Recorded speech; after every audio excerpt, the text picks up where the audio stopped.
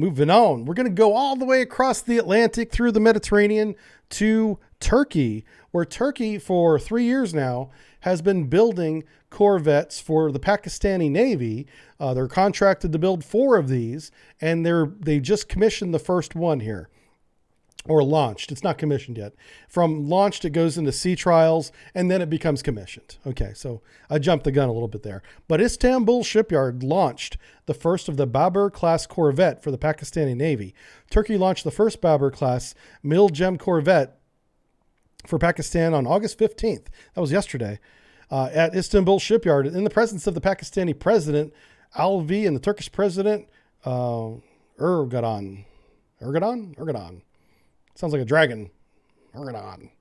Anyway, from the piece by Naval News over at navalnews.com, written by Martin Manarashi. He's French, so I don't know if I'm saying his name right, so I'm not trying to be disrespectful. I honestly don't know how to say his last name. But we've read many articles from Martin, and a highly respected individual. So, from the Pakistani press release, says Mrs. Samai Alvi, the First Lady, launched the warship with a prayer. Both presidents also jointly performed a steel cutting ceremony of the offshore patrol vessel for the Turkish Navy. So they did more than just launch the ship. They did a steel cutting thing too. Addressing the ceremony, President Dr. Arif Alvi said that both countries shared common objectives of promoting peace, stability, and development of their respective regions. He highlighted that Pakistan and Turkey were further strengthening their cooperation across various spheres, particularly in defense to deal with the common challenges of the new emerging threats. Okay, so that's some good PR talk. And it's kind of interesting to watch a NATO country increase its domestic relationships or international relationships with another country that we typically, I guess we've supported in the past. Pakistan is one of those two-faced countries where they are your best friend when they want something, but if they don't want anything, they don't like you. It's really a strange relationship with Pakistan. So, but Turkey's making some good steps towards at least making warships for them. That's good. Thanking Turkey for the construction, PNS Babur, within the timeline, the president emphasized that the project is a testimony to the strong relations, expressed hope that it would further boost defense collaboration between the two brotherly countries. President Dr. Alvi lauded Turkey continuing support for the Kashmir dispute and reiterated Pakistan's unwavering support to Turkey on the Cyprus issue. So, yeah, each one of these countries have their own little regional disputes going on with their neighbors, Turkey and Cyprus. Pakistan and India, I think, is the Kashmir dispute. Yeah, so they're brothers in distress in that case. In his address, the president of Turkey and Pakistan brotherhood of friendship is deeply rooted in history, and the people of Turkey have a special place in the hearts of Pakistan, says the Pakistani president. I don't want to read the article word for you, but I'll just give you a picture here of it being launched. That's it before the launch. That's it going into the water there, where it's going to begin pierside trials for how long that takes. Could be months. And then eventually sea trials. And then it will be commissioned. We'll probably get another article when it's commissioned. Who knows when that's going to be? I don't know. The big news is Pakistan got a new warship. It's a little corvette, pretty capable. It's got surface missile capability similar to the Harpoon. It's basically the Turkey version of the Harpoon missile, but it's got like 100 nautical mile range. It's pretty long range. Yeah. Let's see. Psycho Biker says, never trusted Pakistan. I knew they were looting AQ bounce over the border. Oh, I'm not familiar that much with the whatever military or politics over there. I just know Pakistan is a nuclear nation, so they are to be, respected. You don't want to get into a war with them, right? It does look good. Yeah, it's a good looking ship. It's got a little stealth capability. You got this little angle here. It appears stealthy. Whether or not it is, yeah, we'll see. Because it does still have the big radar thing up here. That's certainly not stealthy at all. But the body of the ship is. Big old bow here. Typically there would be a sonar in there, but they don't mention whether it has a sonar at all or not. Because it's a Corvette, it's not really an ASW asset. So it may not have a sonar, It should. I would expect it to, but just keep in the back of your mind that it may not. I imagine more details will come out.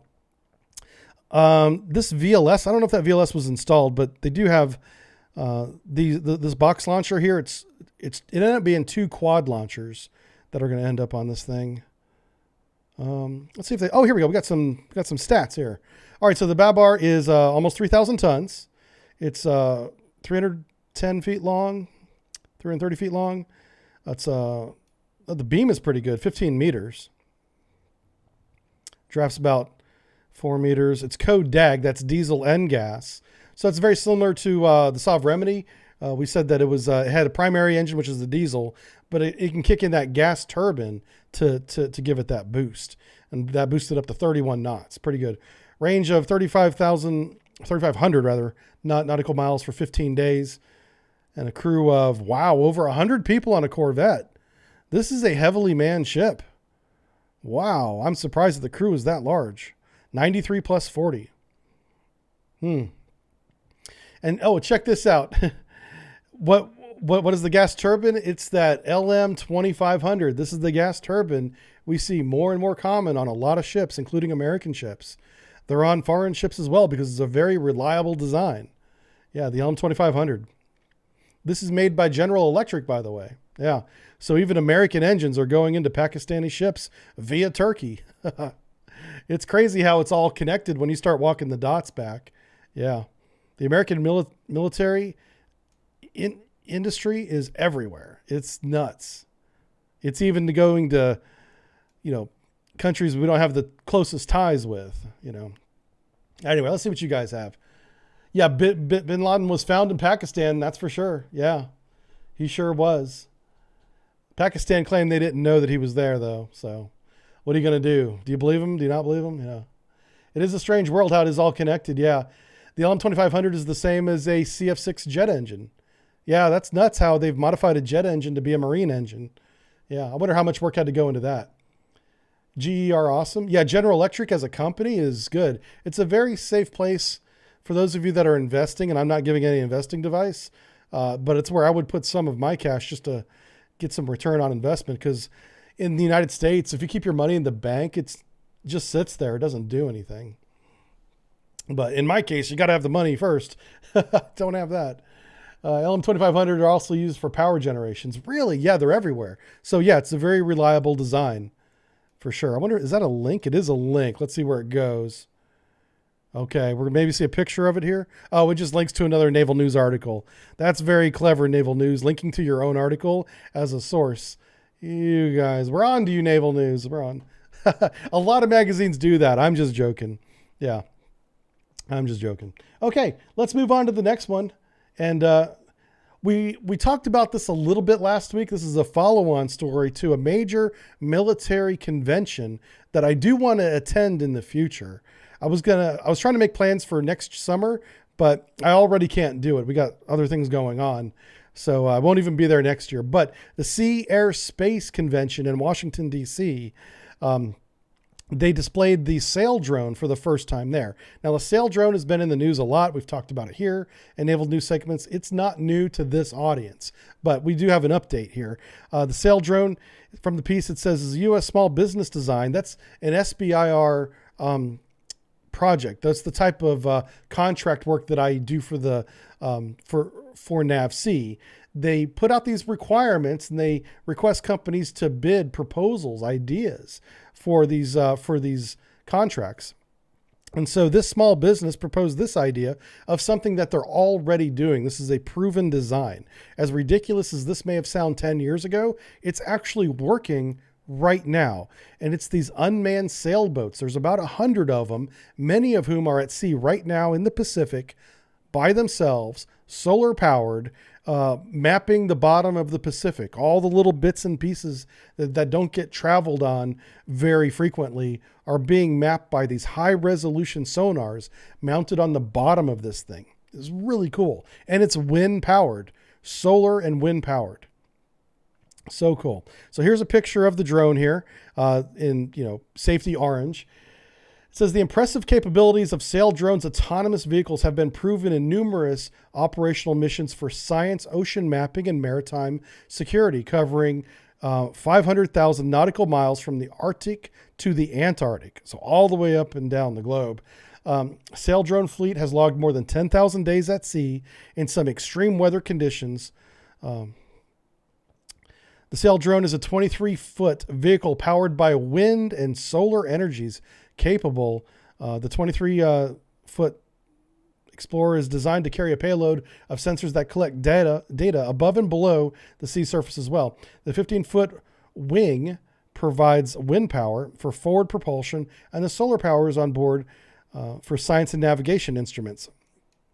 Sail drones can be equipped with an acoustic payload for specific mission requirements of single beam or multi-beam sonar. The multi-beam sonar would definitely be like something the military would want to take advantage of.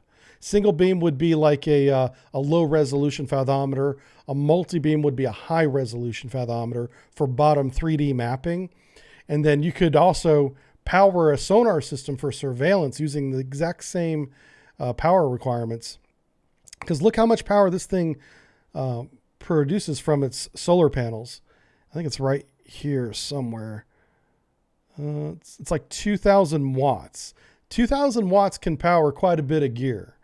Yeah, quite a bit. It's pretty impressive. The solar panels, I think, is the most impressive thing of this technology. These little panels right here, these little black things, and the one on the sail, when they're, it's daytime, obviously, and I guess that would be the Achilles heel of it for that.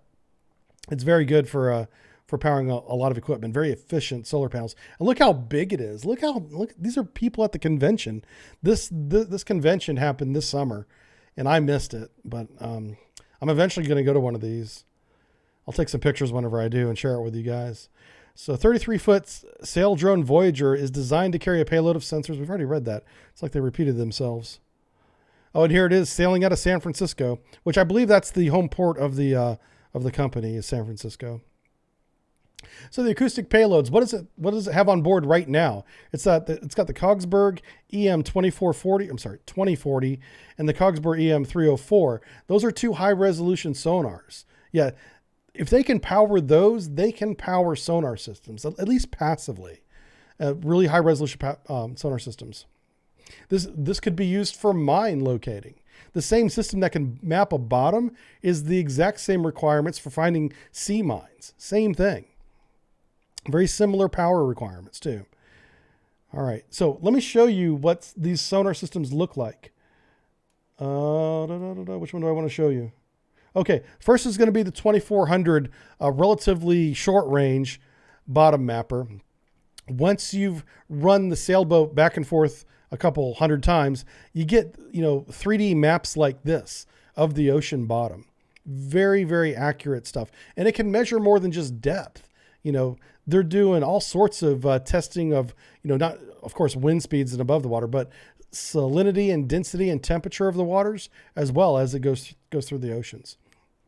And the more high frequency 304 sonar does this 3D bottom mapping. And this is all solar powered. That's what blows my mind, is that this doesn't need to pull in to recharge or anything.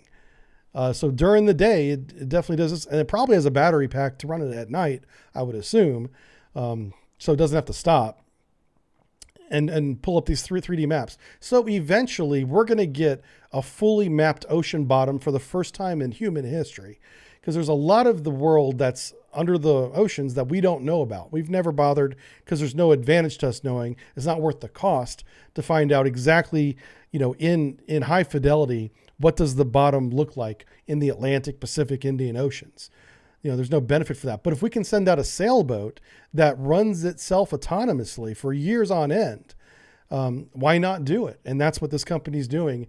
And they're offering this capability to the U.S. military for other purposes, like ASW purposes. I think it's a beautiful idea. I mean, it's ecologically friendly because it doesn't use any diesel fuels or other, fossil fuels. It's solar and wind producing something useful for a change, right? See, 986 Racer says it's based out of Alameda, East Bay. Thank you. Yeah, so you guys know about this already. See, this crowd, you guys know so much. This is a very unique, especially on Twitch, crowd. I'm really impressed with the level of knowledge we have from the viewers. Let's see. SO says, how silent are unpowered sailboats? Very quiet. I've listened to sailboats go overhead before, and we didn't know that they were there within, inside 800 yards maybe. And it's pretty scary because at first you think, my God, that might be a submarine. Turns out it's a sailboat.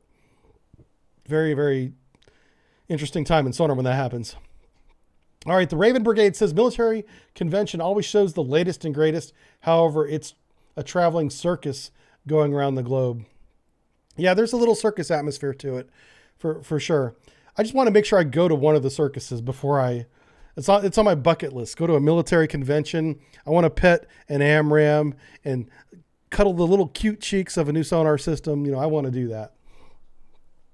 Les White says, until we secure the data for the U.S., the only way we may not get, because China will steal it as we develop it. Yeah. I can't argue with you. You're right. You're absolutely right. Vladimir says, large formation of these creating an ASW picket around a battle group. Absolutely. One of the downsides would be its speed. It can only go as fast as the wind blows it, right? So it's a little inconsistent in that part. But because they're autonomous, they don't have to be near the fleet. They could be out ahead of it by days, and if you have a wide enough net, you could eventually encompass a large area of the ocean. I do like the idea of a fleet of these working together. That's really cool. Let's see. 98 Racer says, Sail Drone, a super cool company. Seemed like they really cared about morale and work atmosphere. And that seems to be the exception anymore. So I'm glad to see a good company like Sail Drone out there taking care of their employees and, not, harassing them and having crunch times and things like that, which can honestly happen to any company. You can have a crunch period. If you're producing anything, crunch is a reality. But the companies that avoid it, the good ones that plan properly, don't have to go through that. So it's good to hear that they have a good culture in their company. I can support that. I can get on board with that. Good stuff. So we talked about a lot of really good things today. General Electric, the new minesweeping technology, rescuing down pilots. We even got a new ship, a corvette for the Pakistani fleet, and a solar-powered mine hunter that the Navy may want to use in the future. So really good stuff. All right, we're going to take another quick break. We're going to come back and do some more cold waters. We'll see you in a few minutes, guys.